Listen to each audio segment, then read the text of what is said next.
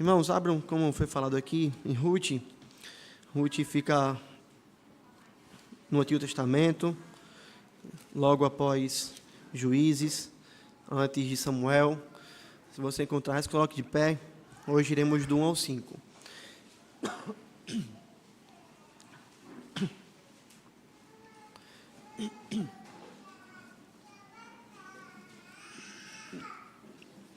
É um livro curto, mas extremamente rico. E eu não faço ideia quanto tempo a gente vai passar nesse texto. Mas que o Senhor nos abençoe por meio dele. Diz assim a palavra do Senhor, acompanhe atentamente. Nos dias em que julgavam os juízes, houve fome na terra. Um homem de Belém, de Judá, saiu a habitar na terra de Moabe, com sua mulher e seus 2 filhos. Este homem se chamava Elimeleque, e sua mulher Noemi. Os filhos se chamavam Malom e Quilion, efrateus de Belém, de Judá. Vieram à terra de Moabe e ficaram ali. Morreu Elimeleque, marido de Noemi, e ficou ela com seus 2 filhos, os quais se casaram com mulheres moabitas. Era o nome de uma Orfa e o nome de outra Ruth, e ficaram ali quase 10 anos. Morreram também ambos, Malom e Quilion, ficando assim a mulher desamparada de seus 2 filhos e de seu marido. Amém. Você pode sentar. Já faz, irmãos, alguns anos que eu tenho tido uma vontade muito grande de pegar em Ruth. Confesso que depois que eu vi a série de exposições do pastor Emílio, isso de fato encheu o coração, porque esse livro é um livro fantástico. É um livro que muitas vezes a gente passa nele na escritura e a gente faz uma leitura rápida e a gente, sem gastar tanto tempo como deveríamos para poder meditar nesse texto, a gente acha que é um livro simples, é um livro que não tem tantos ensinos assim, e isso tudo decorrência de uma leitura apressada, desleixada e da falta de fato do nosso estudo. Mas, irmãos, esse livro é um livro fantástico, é um livro de fato fabuloso. O Senhor tem muito a nos ensinar por meio desse texto. Esse livro coloca no bolso todos os romances escritos aí que você pensar por qualquer tipo de homem, por mais inteligente que ele seja, ou conhecido que ele seja, até mesmo os grandes clássicos do passado. Esse é um romance que o próprio Deus inspirou. E por meio desse romance, através desse romance, o Senhor nos conta a história da redenção. É um livro curto de um gênero literário que os irmãos já estão acostumados. É um livro narrativo. Esse é o gênero literário de Ruth. Ele é uma narrativa. Por isso, irmãos, nós iremos ser conduzidos, de fato conduzidos pelo Senhor, através de paisagens, através de personagens, observaremos cenários diversos, iremos ver vários fatos que aconteceram e ficarmos ali como telespectadores, olhando tudo aquilo ali de longe e observando aquilo que o narrador está nos passando. Nós vamos embarcar nesse cenário, sendo conduzidos pelo Senhor em um cenário muito maior, no cenário da história da redenção, e é preciso que você tenha isso em mente. É preciso que quando você lê Ruth, você não fique apenas em Ruth, mas que você entenda que o livro de Ruth, ele faz parte, assim como toda a escritura, de uma história muito maior, da história da redenção. Eu sei que os irmãos já conhecem o final desse livro. Provavelmente aqui todos já leram esse livro inteiro, de maneira que a história e o seu final não deve ser uma novidade para você. Mas, meus irmãos, a palavra do Senhor é viva, e a minha esperança é que o Senhor, através desse texto, nos apresente de maneira ainda mais clara o seu Filho. A minha esperança é que o Senhor toque em nossas vidas em pontos em que nós precisamos ser corrigidos, instruídos por Ele. A minha esperança é que o Senhor pastoreie o nosso coração com graça e misericórdia através da exposição desse precioso livro, o livro de Ruth. Que nossos corações, irmãos, em cada uma das exposições esteja de fato aberto, que nossos ouvidos estejam atentos, que a nossa postura seja uma postura diligente em acompanhar mais uma série de pregações que isso nos dá a oportunidade de ter. Que você não perca nenhuma delas, que você possa acompanhar todo o livro, e que você seja edificado pelo próprio Deus e para a glória do próprio Deus. Quando nós, então, entramos no livro, entendendo um pouquinho dessa realidade, nós vemos, irmãos, que esse livro, ele se passa em um momento difícil da história de Israel. É um livro que não é uma ficção, como toda a palavra de Deus não é. É um livro que traz a história de personagens reais. É um livro que de fato aconteceu e que se passa em um determinado momento do povo de Deus. Quando nós olhamos o livro de Ruth, nós aprendemos que momento é esse. O autor, ele nos traz essa informação. Nós vemos logo de cara, então, como primeira lição, assim que abrimos o livro, que esse livro se passa no período dos juízes, e isso é muito importante que você entenda. E o período dos juízes era uma época difícil, e mais especificamente, dentro desse período dos juízes, o livro de Ruth se passa em um momento em que na terra de Belém houve fome, na terra de Belém houve um momento de escassez. E é isso que nós aprendemos logo no versículo 1, quando a palavra do Senhor vai dizer assim: nos dias em que julgavam os juízes, houve fome na terra. Um homem de Belém de Judá saiu a habitar na terra de Moabe com sua mulher e seus 2 filhos. Nós não sabemos quem é o autor. Você percebeu isso aqui? O livro não é aberto dizendo assim, fulano de tal, eu sou fulano de tal, e escrevi esse livro no tempo tal. A gente não sabe quem é o autor.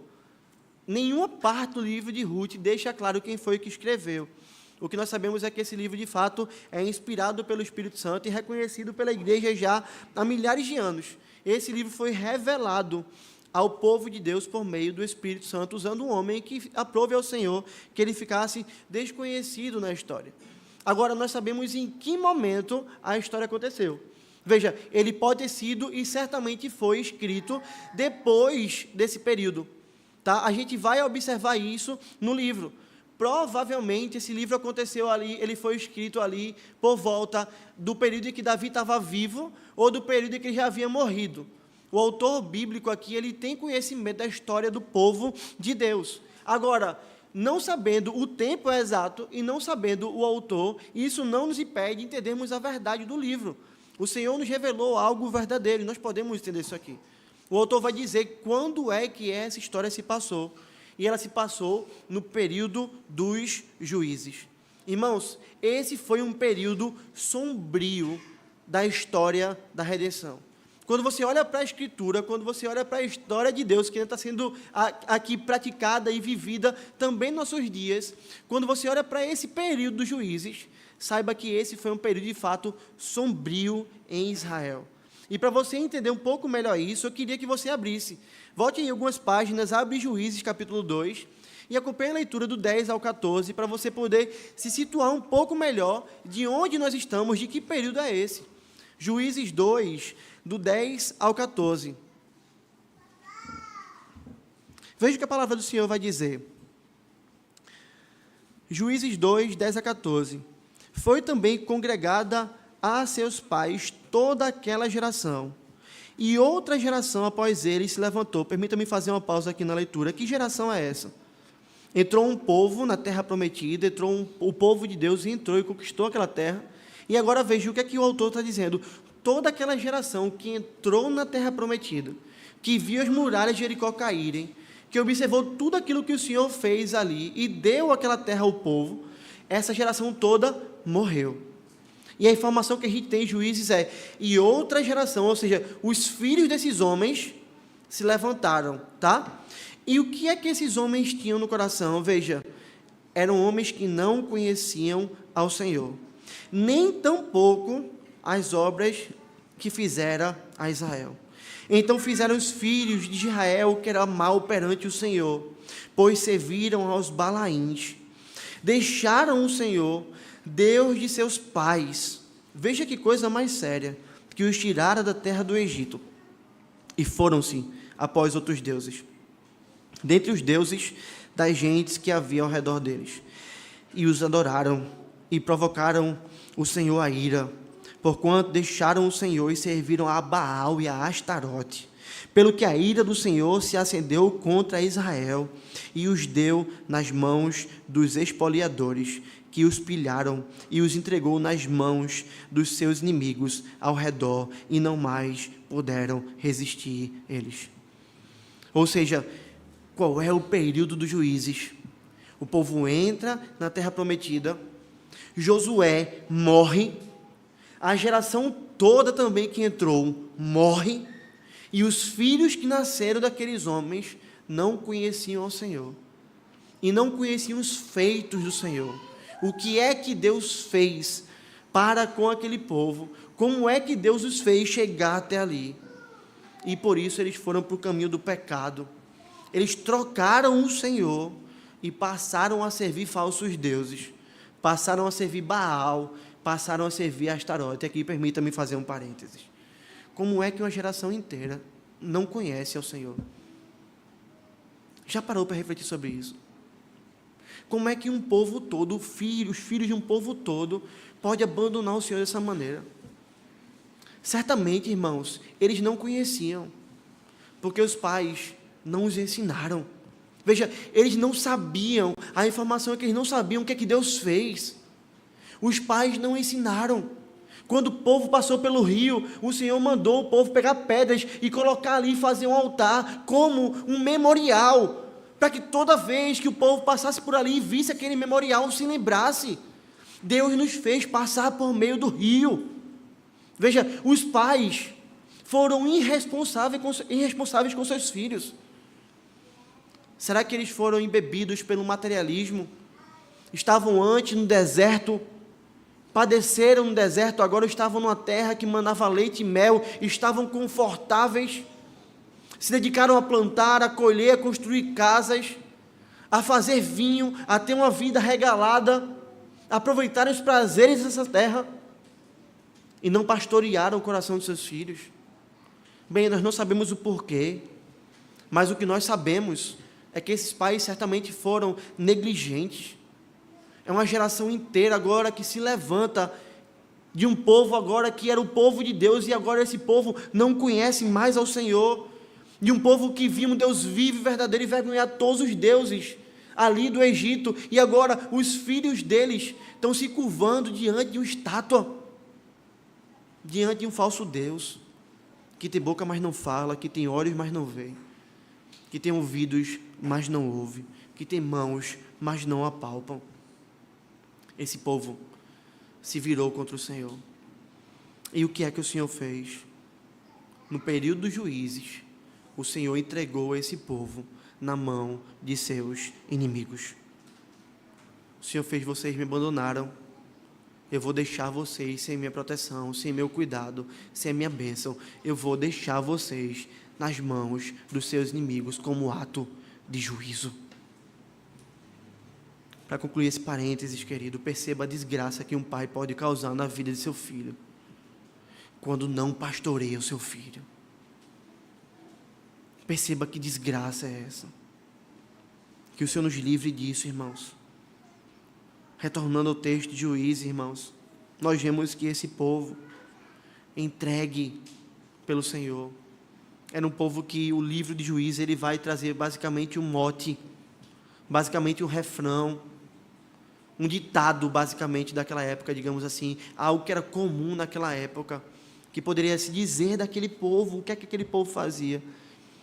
Juízes 17:6 vai dizer assim: naqueles dias não havia rei em Israel, cada qual fazia o que achava mais reto. E você vai encontrar essa como sendo a tônica desse livro. É por isso que Juízes é um livro tão sangrento, é um livro de pecados terríveis. No livro de Juízes a gente vai ver um episódio em que quase que uma tribo inteira de Israel era dizimada. Veja, 12 tribos, quase, por muito pouco, uma tribo inteira não foi dizimada, restou apenas 600 homens. Se você ler, você vai ver isso com clareza. E como a Escritura, meus irmãos, é mais atual do que o jornal de amanhã, nós olhamos para esse mundo e você consegue perceber que nós vivemos num mundo muito parecido com a época dos Juízes. Ou será que as pessoas do nosso tempo não se esqueceram do Senhor e adoram falsos deuses? Veja a movimentação que a gente viu nos últimos dias agora, da eleição do Papa, um homem que se diz o cabeça da Igreja de Cristo, o líder supremo. Ele se coloca no lugar do próprio Cristo. Isso é profunda idolatria. Nossa geração está embebida de profunda idolatria. Se você vê o mundo em que nós vivemos, você vai observar isso de maneira muito clara. Veja se os homens da nossa época não vivem também segundo aquilo que acham certo em seus corações. Era um mote de Juízes, cada um fazia o que parecia certo aos seus olhos. Os homens de nossa época vivem também assim. Você vai questioná-los de práticas pecaminosas, eles vão dizer: mas eu acho que isso é certo, mas eu penso diferente. Olhem os jovens de nossos dias. Experimente repreender um jovem no seu pecado e você vai ver o que ele vai dizer. Você vai ver o que ele vai falar. Experimente ir à universidade e você vai ver as profundas loucuras que são feitas ali. O livro de Juízes trata de um povo que estava vivendo de uma maneira muito parecida com que o povo que nós estamos hoje rodeado vive. Porém, irmãos, mesmo que o povo de Juízes, da época de Juízes, houvesse abandonado ao Senhor, estivesse sob o juízo do Senhor, o Senhor ainda fazia raiar flechas de graça sobre o povo. E certamente, irmãos, o mundo de hoje abandonou ao Senhor, mas o Senhor também faz raiar flechas de graça sobre o mundo em que nós vivemos. E quais eram esses flechas de graças que o Senhor fazia brilhar sobre o povo no período dos juízes?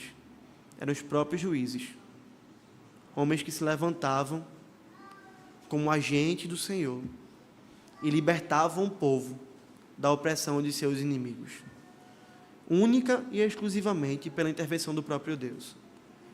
Certamente você já ouviu falar da história de Sansão, um juiz levantado pelo Senhor, que lutava contra os inimigos e vencia. Certamente você já ouviu falar sobre Gideão, um homem que com um exército pequeno venceu um exército muito maior. O período de juízo é marcado pelo pecado do povo, pela graça de Deus. Abandono do povo, graça de Deus. Abandono do povo, graça de Deus. É nessa época em que acontece a história de Ruth. Então, toda narrativa, quando você observar essa narrativa, ainda que em um cenário diferente, se lembre, esse livro se passou num período em que o povo de Deus fazia aquilo que achava certo aos seus olhos. Aquilo que eles entendiam como certo, eles faziam. E não foi diferente com esse homem que nós vemos aqui. Não foi diferente com um homem chamado Elimeleque. Veja, nos dias em que julgavam os juízes, houve fome na terra. E um homem de Belém de Judá saiu a habitar na terra de Moabe, com sua mulher e seus 2 filhos. Este homem se chamava Elimeleque, e sua mulher Noemi. Os filhos se chamavam Malom e Quilion, efrateus de Belém e de Judá. Vieram à terra de Moabe e ficaram ali. Sabe o que isso nos mostra, irmãos? Isso mostra a mim e a você que o pecado pode parecer seguro. O caminho do pecado, quando você observa ele, pode parecer seguro, pode parecer fazer mais sentido. Mas eu preciso dizer hoje a você, isso é uma grande mentira.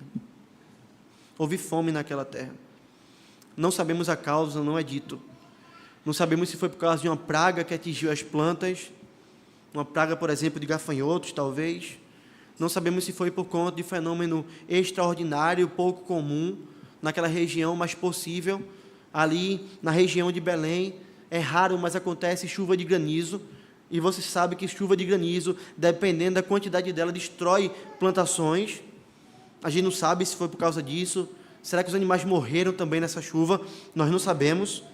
A gente não sabe se essa fome foi por causa de uma seca, como a gente tem aqui também no sertão, em alguns períodos em que nós vemos animais morrendo e nada brotando, e famílias precisando sair de um lugar e ir para o outro. Não é dito a causa, mas o que é dito é que em Belém houve fome.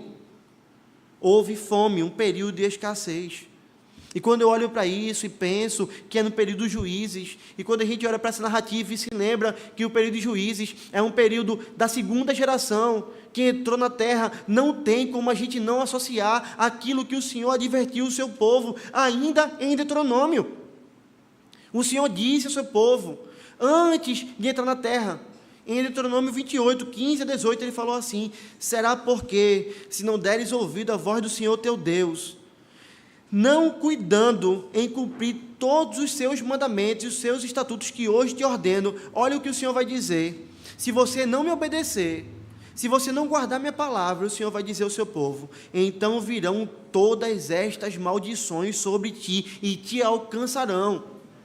E quais são as maldições? Ele vai dizer: maldito serás tu na cidade e maldito serás no campo. Veja que coisa séria. Maldito o teu cesto e a tua amassadeira, maldito o fruto de teu ventre e o fruto de tua terra, e as crias das tuas vacas e das tuas ovelhas. Deus advertiu o povo. Se você for para o caminho da desobediência, eu vou pesar a mão sobre você. Eu vou pesar a mão sobre seu sustento. Essa terra que você vê, que mana leite e mel, ela vai se tornar maldita. Veja que coisa séria, o campo vai se tornar maldito. E o que é um campo maldito? É um campo que não dá fruto. Os animais, o ventre dos animais vão se tornar malditos. É um animal que não fica prenho. É um animal que não gera outro. O Senhor está prometendo o quê? Fome. Ele está ameaçando com fome. Ele está dizendo, vocês vão sofrer. Se vocês me abandonarem, a terra que manda leite e mel é por causa de mim. Eu faço o jogo virar. Eu trago fome a vocês. Irmãos, isso é muito importante da gente entender. Quando a gente olha aqui o livro de Ruth, e a gente vê de qual cidade esse homem saiu, e o que é que estava acontecendo naquela cidade. Ele saiu de onde? Ele saiu de Belém. Sabe o que é que significa Belém em hebraico? Belém em hebraico se fala Betlehem, que significa casa de pão. Veja, Belém era conhecida como sendo a casa do pão, a casa da prosperidade. Em Belém havia comida. Belém era conhecida como sendo uma espécie de celeiro. Veja que coisa mais maravilhosa. Porém, nessa cidade chamada Belém, a casa de pão, de onde nasce o pão da vida, por conta do pecado do povo,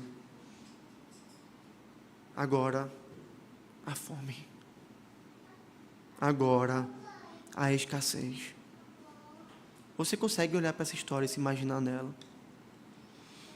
Como deve ter sido observar uma terra antes tão próspera, conhecida como casa de pão, e vê-la agora arrasada, improdutiva. Olhar para sua esposa, olhar para os seus filhos, que você tinha ali para sustentar, e pensar o que é que eles vão comer nesse lugar, como eles vão se alimentar, o que é que eu posso fazer? Meu irmão, seja sincero, o que é que você faria no lugar desse homem? A história fala o que esse homem fez. Eu não sei o que você faria, mas eu sei o que Elimeleque fez, contrariando o significado também do seu próprio nome. E isso é importante, o autor bíblico está nos dando essa informação. Sabe o que significa o nome Elimeleque? Significa meu Deus é rei, ou Deus é meu rei. É basicamente o mesmo significado. Esse homem se chamava assim, meu Deus é rei. Perceba, todas as vezes que ele ouvisse esse nome, o nome dele, Noemil chamando, Elimeleque vem cá, os filhos chamando, Elimeleque vem cá, os amigos, Elimeleque vem cá. Todas as vezes que ele ouvisse esse nome, ele podia se lembrar que o nome dele significava, meu Deus é rei. E o que é que isso implica, irmãos? O fato de Deus ser rei implica que ele governa todas as coisas, que ele reina soberanamente, que nada foge ao seu controle. O nome desse homem anunciava isso.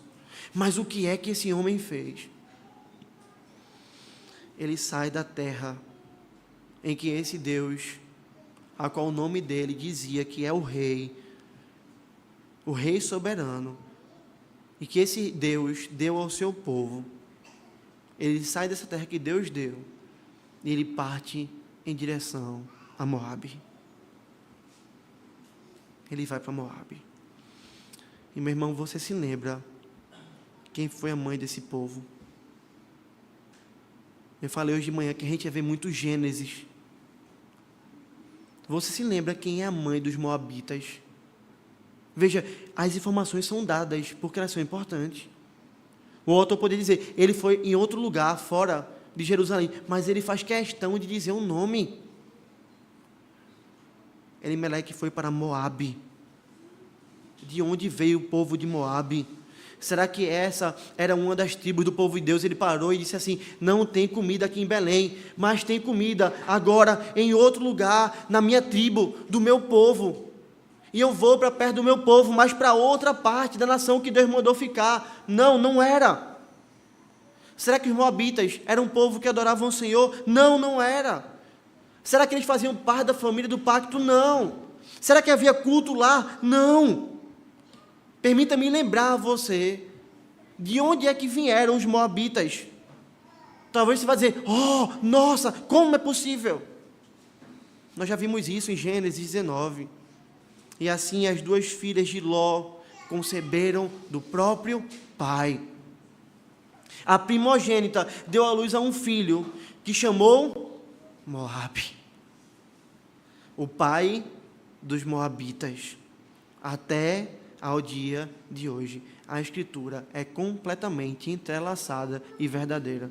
Quando você olha a Gênesis, parece que aquela informação não faz sentido, não é?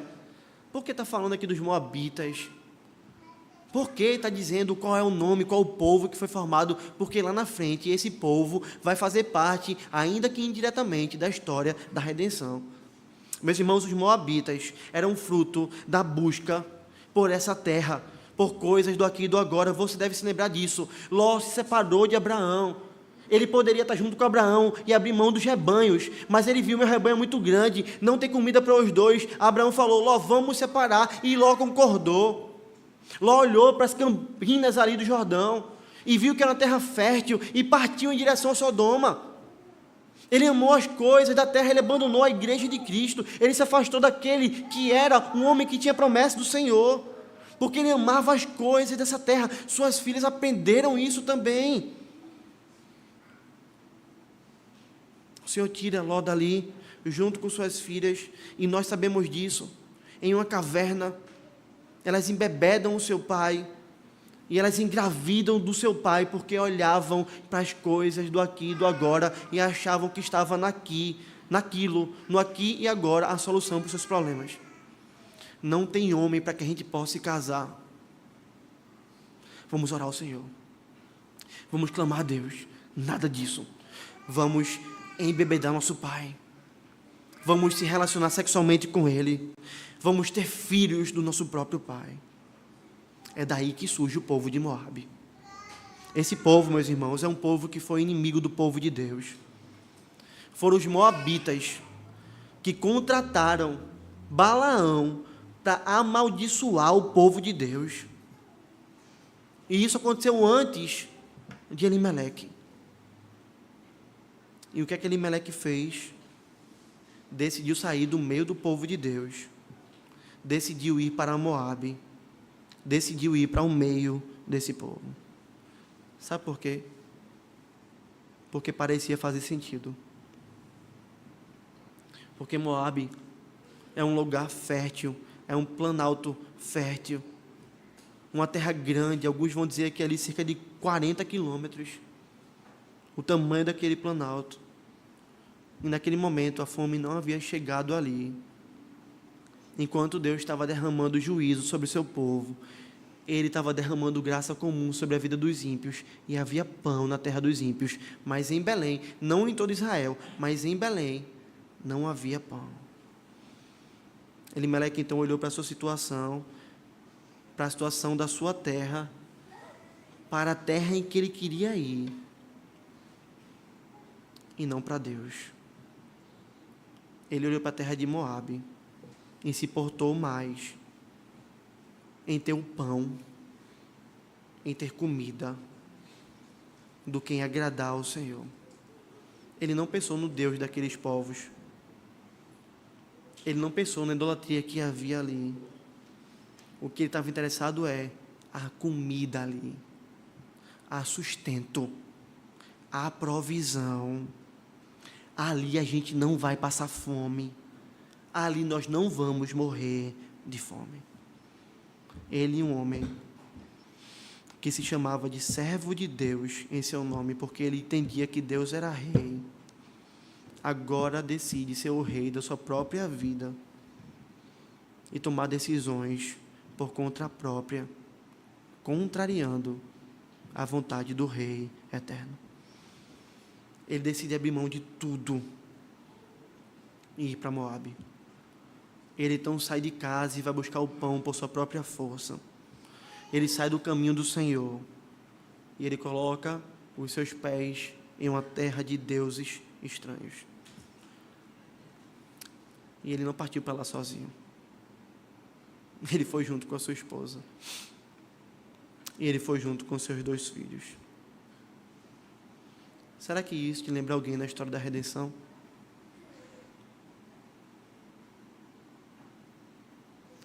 Quando houve fome em Canaã, Abraão partiu para o Egito, não é verdade? Irmãos, Elimeleque caiu, Abraão caiu, porque o caminho do pecado muitas vezes é encantador. O caminho do pecado cativou Abraão. O caminho do pecado cativou Elimeleque. O caminho do pecado parecia fazer sentido. E é isso que esse homem faz. Esse homem não recorreu ao povo de Deus para pedir ajuda. Afinal, a fome não era generalizada naquela terra. Ele podia ter ido para outra tribo. Ele podia ter dito: meus irmãos, aqui está difícil, nós precisamos de ajuda. Ele podia ter procurado na igreja de Cristo, no meio do povo de Deus. Mas ele não faz isso. Ele não pensou: lá não tem culto ao Senhor, eu não posso conduzir minha família lá, para longe do caminho do Senhor, eu não vou fazer isso. Ele não pensou nisso. Ele não lembrou das promessas de Deus, de que se o povo se arrependesse, o Senhor perdoava o povo. Ele buscou a sua própria força, e não a um Deus que é pastor, e que podia sustentá-lo e sustentar sua casa, nem que fizesse cair pão do céu. Ele também não foi um agente de resgate do povo de Deus, como Lutero foi. Perceba, Lutero observa uma igreja toda corrompida, uma igreja afundada no pecado, e na força do Senhor, debaixo da coragem do Senhor, ele se levanta, buscando purificação da igreja. Não é isso que Elimeleque faz. Ele não estava preocupado com a igreja, com o povo de Deus. Ele estava preocupado com seus filhos, com a sua esposa, com o seu sustento. Como eles vão ser criados? A que Deus eles vão servir? Com quem eles vão se casar lá? Isso não passava na cabeça dele como um critério importante na tomada de decisão. Quando ele olhava para a situação, ele só via paz e segurança, fartura e tranquilidade. Era isso que o pecado prometia. E simplesmente ele decidiu partir para longe do culto, da terra da promessa, para longe da obediência ao Senhor. Seus olhos, meus irmãos, o cativaram. Sua fé não o governou. A palavra de Deus foi apagada de seu coração. E o Senhor não era mais o rei sobre a sua vida, no sentido de que ele olhava para Deus como rei e queria obedecê-lo. E sabe o que é triste, irmãos? É que o pecado não fascina o coração apenas de Elimeleque. É mais triste ainda que o pecado tem total capacidade de fascinar o meu coração e o seu coração. Isso não é algo, esse mal não é algo que aconteceu apenas naquele povo. Isso é algo que tem capacidade de atrair também o meu coração e o seu. E quantas vezes, irmãos, nós não temos a possibilidade, ou até mesmo não estamos agindo como Elimeleque? Quantos brasileiros você não escuta? Quero ir morar no exterior. O grande sonho que se vende é o sonho americano, não é Estados Unidos. O cara olha para lá e pensa, lá eu vou estar seguro. Se eu for para os Estados Unidos, eu não passo mais fome. Eu vou ganhar em dólar. Eu vou fazer riqueza. Eu vou estar seguro lá. E é grande, irmãos, é absurdamente grande a quantidade de pessoas que vão para lá como turistas, visando morar e vivem hoje na ilegalidade. E gente crente. Gente do povo de Deus, eu particularmente conheço gente assim. O cara vive lá sem poder. Ele vive em pecado contra o Senhor. Ele não volta para o Brasil, porque ele vai dizer, se eu voltar para o Brasil, eu passo fome. A segurança desse homem está em quem, então? Está em outro país, e não em Deus. Eu que não abro mão daqui, porque eu não vou passar fome no Brasil. Então aqui é minha segurança, então isso é seu ídolo. Os Estados Unidos hoje em dia, meus irmãos, é o Planalto de Moabe de muita gente dos nossos dias. É fácil ser cativado por isso, né? É facílimo. Não estou falando que você não possa morar lá. Não estou falando que não haja um meio certo disso acontecer. Mas não está em outro país a tábua da sua salvação. Não está. Quantos homens e mulheres, por receberem uma proposta de emprego muito maior em outra cidade ou em outro estado, nem pensam, só aceitam. Pastor, fui promovido, lá vou ganhar 5 vezes mais, vou morar em outro lugar. Não sabe se vai ter uma igreja ali, saudável, onde eles vão conseguir prestar culto, levar a sua família, adorar a Deus, serem pastoreados, discipulados. Eles não estão nem aí para isso, eles só olham para a proposta de emprego e vêm dessa proposta de segurança, conforto, prosperidade, e simplesmente aceitam. Meus irmãos, enquanto eu fazia a liturgia aqui, eu confesso, bateu uma tristeza grande no coração por olhar tantas cadeiras vazias. Porque, queridos, o que nós temos aqui é muito caro. Tem uma igreja bíblica onde se prega fielmente a palavra de Deus. É algo, acredite, muito raro. É difícil em Recife e Jaboatão, mas a gente ainda encontra alguns lugares sérios. Agora, a realidade de muitos estados do nosso país é completamente diferente. Vá procurar uma igreja séria em outros estados para você ver, é extremamente difícil. É muito difícil.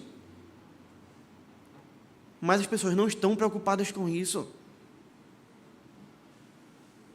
Muitas vezes nós estamos preocupados com o Planalto de Moabe.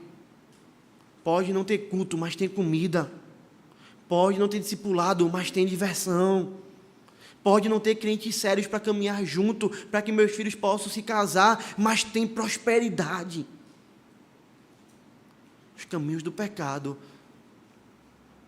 eles sempre se apresentam de maneira agradável, palatável, de maneira que brilha os nossos olhos. Sabe aquela mulher de voz fina e doce, ou aquele homem simpático e legal, que sempre te dá ouvidos? Vai no caminho dela ou dele para você ver o que vai acontecer com o teu casamento. Vai no caminho dessa pessoa para você ver o que vai acontecer com a sua vida. Parece bom, parece atraente, te promete prazer, te promete livrar do estresse, te promete dar conforto, mas vai no caminho dele para você ver o inferno que a sua vida vai virar. É isso que a Escritura fala, o caminho da mulher adúltera conduz para o inferno, mas veja, é um caminho que parece agradável, que parece dar paz. Sabe aquela propina no trabalho? Quando alguém vai dizer para você assim, ó, passe isso aqui, tu fica com uma parte. Deixa de ser besta, cara. Todo mundo faz. É só uma vez, só uma vezinha. Passa aí, cara, e tu muda de vida. Tu tá apertado. Aproveita. Vai nesse caminho para você ver o que vai acontecer com você. Sabe aquela amizade indevida, aquela que só vai te levar para longe de Deus, e isso atinge principalmente os jovens. Elas são engraçadas, divertidas, não é? Parece que a gente vai ser o popular da escola, não é? Mas só vai te conduzir à escuridão. Somente. Como não falar, irmãos, também sobre o nosso amor ao dinheiro. Como o dinheiro promete segurança para a gente. Como o dinheiro nos promete segurança. Juntar mais e mais faz a gente sentir seguro, não é? Sacrificar família, filhos, saúde, em busca de prazer que o dinheiro dá, parece fazer tanto sentido, não é? Receber nosso salário e não separar 10% daquilo que pertence ao Senhor, porque a gente diz assim, vai faltar. Os 10% parece que dá tanta segurança para a gente, não é? Deus dá 90% para a gente, mas assim, não é suficiente. Nós precisamos dos 10% para estarmos seguros. Porque se eu não tiver os 10%, não há segurança. Porque eu tenho nas minhas mãos confiança no dinheiro, irmãos. Pode parecer saudável, mas o fim é só desgraça. E os conselhos, meus amados? Você já parou para pensar como o caminho dos conselhos não são atrativos? Eles não são. Para a gente poder ser aconselhado por alguém, por um pastor, por um presbítero, por outro irmão da igreja, nós precisamos parar. Nós temos que nos deslocar, mudar atividades do dia a dia, deixar de fazer o que a gente gosta, abrir mão às vezes de ganhar mais dinheiro, abrir mão às vezes de algo no nosso coração. E pior, para a gente poder ouvir conselhos, a gente muitas vezes vai ter que se expor os nossos pecados, expor nossa família às vezes, expor nossas falhas, expor as entranhas terríveis do nosso coração. E isso é muito difícil e muito dolorido. Mas o caminho de uma vida sem conselhos é muito belo aos nossos olhos, não é? A gente acha que é capaz de tudo, Senhor, da nossa vida, que tem as rédeas da nossa vida no controle das nossas mãos, e mesmo se arrebentando, mesmo capotando a carruagem, a gente continua a se sentir autossuficiente e achar que a gente não precisa de conselho nenhum. São muitos, irmãos, os caminhos do pecado que parecem melhores do que os caminhos de sabedoria. Ser desigrejado, ser um cliente de banco é tão mais fácil, não é? Se envolver com as pessoas dá trabalho, estar no culto é tão difícil. Ver pela internet é uma caminhada tão mais soft, tão mais agradável. Acabar o culto e fugir para não ser incomodado por ninguém. Viver no meu quadradinho. Fugir do pastor, para nem ouvir ele perguntar como é que eu estou. O pastor está chegando, tem que correr, porque ele vai perguntar como é que eu estou, não posso mentir. É tão mais fácil. Meus irmãos, são muitas as Moabes das nossas vidas. Certamente você pode identificar tantas outras. Caminhos que parecem agradáveis e bons, parecem trazer segurança, mas eu preciso te dizer que são caminhos diferentes dos caminhos que Deus te mandou andar. São caminhos completamente diferentes dos caminhos que Deus mandou a gente conduzir a nossa família. Os caminhos de Moabe são caminhos de falta de fé, de falta de confiança. São caminhos em busca de deixarmos de ser aquele que se chama Deus é meu rei, ou Deus é rei, para dizermos, nós somos reis da nossa vida. O povo de Deus deve ser chamado pelo nome do Senhor, e quando o povo de Deus se afasta dos caminhos do Senhor, o povo de Deus passa a ser chamado pelo seu próprio nome, porque é Ele quem está mandando. É o nosso coração que está nos guiando, irmãos. Nesse sentido, parece que nós estamos vivos e Cristo está morto em nossos corações. Ainda que isso não aconteça com os eleitos, na prática, aquilo que se mostra em nossas vidas, os frutos que mostram, são esses. E o pior é que a gente vai por eles achando que a gente está seguro e que a gente vai ter prazer. Mas eu preciso hoje de dizer, meu irmão, aquilo que parece seguro é inseguro. Aquilo que parece bênção, na realidade é maldição. Aquilo que parece trazer ordem, vai trazer caos. Aquilo que parece preservar a sua vida, na realidade, vai trazer morte a você. E é isso que nós vemos aqui nesse texto. O último ensino que a gente aprende aqui nesse texto é que o pecado pode parecer trazer bênção, mas ele só vai trazer morte e destruição. Veja se não é assim que está do 3 ao 5. Morreu Elimeleque, marido de Noemi, e ficou ela com seus 2 filhos, os quais casaram com mulheres moabitas. Era o nome de uma Orfa e o nome da outra Ruth. E ficaram ali quase 10 anos. Morreram também ambos, Malom e Quilion, ficando assim a mulher desamparada e seus 2 filhos e de seu marido. O que é que acontece? Elimeleque morre. Veja a coisa séria. Elimeleque morreu. Mas veja, irmãos, isso deve ter sido ruim para Noemi. O nome de Noemi, de acordo com o comentarista bíblico Robert L., Noemi significa uma agradável. Veja, era uma mulher que o nome dela dizia que ela era agradável. E o seu marido agora morre. Aquele que é carne da sua carne vem de fato a morrer. Só quem é viúva deve saber o tamanho dessa dor. O seu provedor morreu, o seu amado morreu. Mas ainda havia esperança humana para aquela mulher. Ela tinha 2 filhos, Malom e Quilion. Esses 2 filhos ainda estavam com ela. Iriam sustentá-la, iriam cuidar dela, iriam ser bênção de fato na vida dela. Mas veja, algo também acontece com esses homens. Esses homens se casam. Já já a gente vai falar um pouquinho mais. Mas eles vão se casar. Uma mulher se chama Orfa e a outra Ruth. E agora Noemi tem, além dos seus filhos, também 2 noras. Isso é uma grande bênção.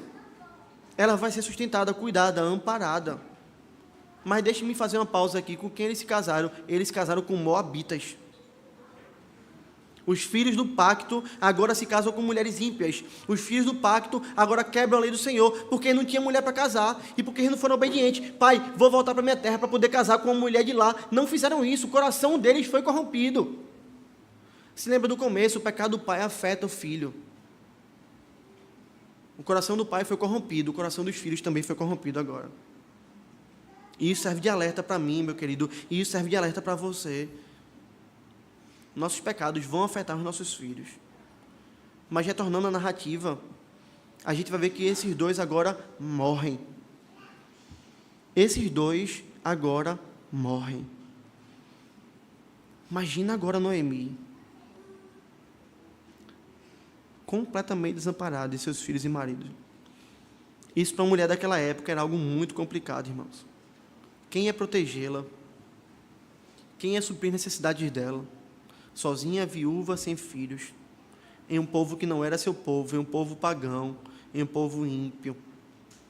Olha o estado de desgraça que essa mulher estava. Mas olha a pergunta. Eles não foram para Moabe procurar segurança? Elimeleque não queria cuidar da sua família, da sua esposa e de seus filhos.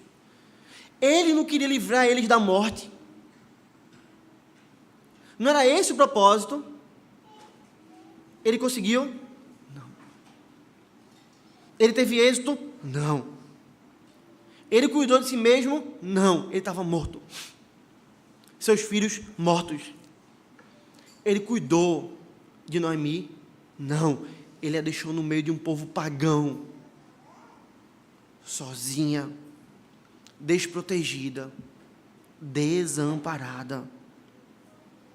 Porque você precisa entender isso, meu irmão.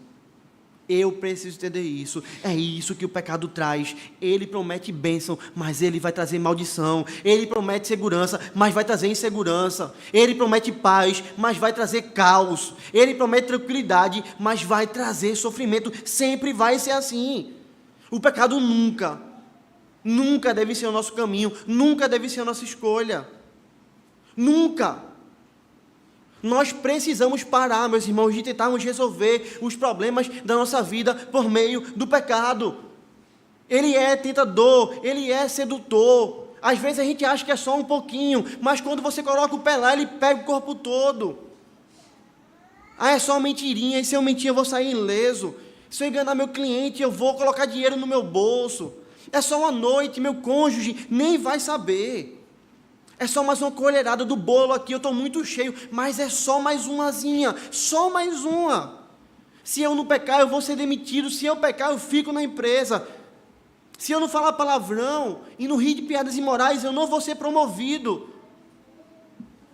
Ah, mas é só mais um culto, é só um culto só, é só um cultinho. É só um. É assim. O pecado parece só uma besteira, parece a melhor solução para o momento.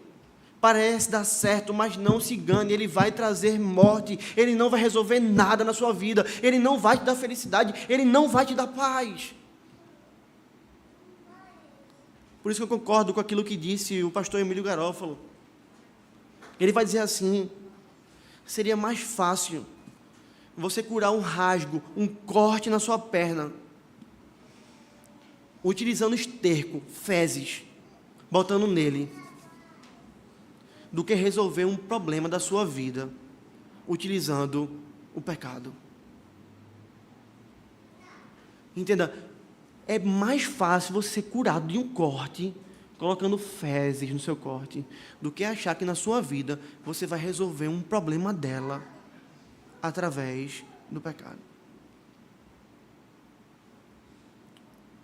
E vez após vez a gente tem sido tolo e acha que é possível. E vez após vez nós temos buscado resolver os problemas da nossa vida com o pecado. E às vezes a gente busca, irmãos, resolver o problema da nossa vida causado pelo pecado com mais pecado. Você já parou para refletir sobre isso? Veja, é aquela mentira para se livrar de um problema, e que agora leva a outra mentira, e que leva a outra mentira, e que leva a outra mentira, e daqui a pouco você está mentindo para todo mundo, até para você mesmo. É um adultério, que agora vai gerar mais mentira para poder você enganar seu cônjuge, enganar as pessoas. Veja, adulterou, caiu no pecado, em vez de confessar, em vez de se arrepender, em vez de mudar de vida, não, eu preciso agora contar mentira para poder esconder o meu adultério, porque eu vou resolver o problema da minha vida com o pecado. Tem coisas que passam despercebidas na nossa vida, irmãos, mas que só vão rasgando mais o nosso ser e nos afastando do Senhor. Na ansiedade, muitas pessoas procuram resolver o problema da sua vida com a comida. Quantas pessoas não fazem isso? Eu estou ansioso e por isso eu como, e eu como, e eu como, porque eu estou ansioso. E isso gera obesidade. E o corpo vai ficando deformado e você vai se achando feio. Não mais uma pessoa bonita. Sua saúde vai se arrebentando. Porque você quer resolver o problema da sua vida com o pecado. Nossa desorganização, nosso dia a dia, irmãos. Já viu aquela coisa assim, você está tão desorganizado, está cheio de demanda para fazer. Aí você faz assim ainda, eu vou jogar tudo para o alto e vou ficar aqui no celular. Está tudo errado mesmo. E você vai buscar refúgio no celular. E você vai se afundando, e se afundando, e se afundando, e se afundando, e se afundando. Porque você quer resolver a sua vida com o pecado. Seja o que for, querido, procurar resolver as dores da sua vida com o pecado só vai aumentar mais o problema e vai destruir a você e aqueles que estão ao seu redor. Veja que Jesus foi na raiz. Jesus sabia qual era o problema. Jesus sabia o que nós precisávamos. E Ele veio nessa terra e Ele encarou as dores do pecado, mesmo sem ter pecado. Veja, Ele recebeu as nossas dores. Ele foi desamparado por Deus. Ele pagou o preço com o seu corpo, o preço com o seu sangue. e Ele foi na raiz do problema e arrancou o coração de pedra e nos deu o coração de carne. Ele subiu, não deixou a gente órfão, Ele nos deu o seu Espírito, para que nós pudéssemos ser livres e escolhermos um caminho diferente do caminho do pecado. Para que a gente não destruísse a nossa vida, para que nós pudéssemos viver uma vida para a glória dEle. Portanto, meu querido, nós precisamos abrir mão dos caminhos do pecado. Nós precisamos olhar a realidade. Parece bom, mas mata. Parece bom, mas destrói. Parece dar resultado positivo, mas só faz trazer ruína.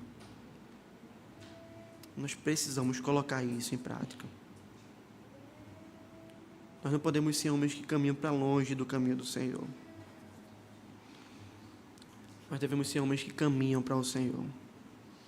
Elimeleque deveria ter ido para outra tribo. Elimeleque deveria ter orado ao Senhor. Elimeleque deveria ter procurado purificar o povo de Deus. O lugar dele não era no meio dos ímpios. Ele não devia ter abandonado o culto ao Senhor, a igreja do Senhor.